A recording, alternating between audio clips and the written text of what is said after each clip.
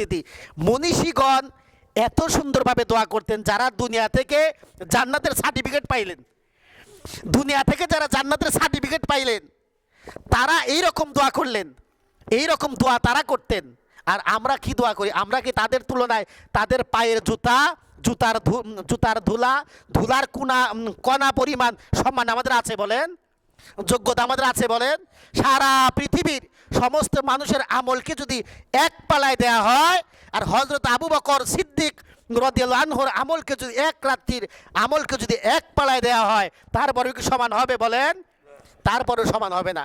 এই জন্য এখনো সময় আছে, যারা এলেম শিখতে পারেন নাই, যারা এলেম অর্জন করতে পারেন নাই, যারা কোরআন জানেন না, যারা হাদিস জানেন না, যারা মাসাইল জানেন না, এদের জীবন তো শেষ।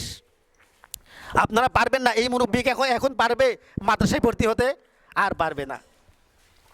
তার ছেলে আছে, নাতি আছে, একটা ছেলেকে মাদ্রাসায় দেন, একটা নাতিকে মাদ্রাসায় দেন, বিশ্বাস করেন কিয়ামতের ময়দানে এই নাতি আপনার সুপারিশের জারিয়া হয়ে যাবে। এই নাতি হবে আপনার কিয়ামতের ময়দানে নাজাতের উসিলা। আপনি ইন্তেকালের পরে নাতি যদি আপনার জন্য দোয়া করে প্রাণ খুলে, আপনার ছেলে যদি আপনার জন্য প্রাণ খুলে দোয়া করে, যে কথা বললাম পূর্বে, পিতা যদি দোয়া করে রব্বির হাম, সন্তান যদি দোয়া করে রব্বির হামহুমা কামা রব্বায়ানি সগীরা, অকুর রব্বির হামহুমা কামা রব্বায়ানি সগীরা।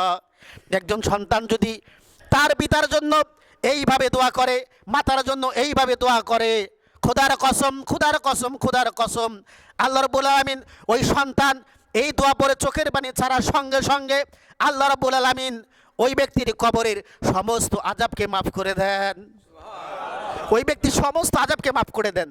এই জন্য মাদ্রাসাকে আমরা রাখবো শিক্ষার সর্বোচ্চ স্তরের একটি জায়গায়, সর্বোচ্চ স্তরের একটি জায়গায়। যে কথা বলতেছিলাম, আপনার ছেলেকে ডাক্তার বানাবেন, কোনো সমস্যা নাই, ডাক্তার বানান। ডাক্তার সমাজে প্রয়োজন আছে কি স্যার? ডাক্তার সমাজে দরকার না? সবাই যদি হুজুর হয় চিকিৎসা করবে কে বলেন? ইঞ্জিনিয়ার সমাজে দরকার আছে। সকলেই যদি ইঞ্জিনিয়ার হয়, আমাদের বাড়িঘর তৈরি করবে কে? সবাই যদি প্রফেসর হয়, তাহলে যা আমাদের বড় বড় বিশ্ববিদ্যালয়ে লেকচার দিবে কে? এই জন্য যাই বানান না কেন সমস্যা নাই, কোনো সমস্যা নাই, কিন্তু আপনি প্রাথমিক শিক্ষাটা আগে কোরআন হাদিসের দেন, প্রাথমিক শিক্ষাটা কোরআন হাদিস দেন। আল্লাহ যদি তৌফিক দেয়, কোনো একদিন জুমায়, কোনো একদিন মাহফিলে, যে আমি আপনাদের সামনে বর্ণনা করব বিজ্ঞান ও প্রযুক্তিতে মুসলমানদের কীরকম অবদান, বিজ্ঞান ও প্রযুক্তিতে মুসলমানদের আকাশচুম্বী অবস্থান রয়েছে, যেটা আমরা আজও পর্যন্ত কেউ জানি না।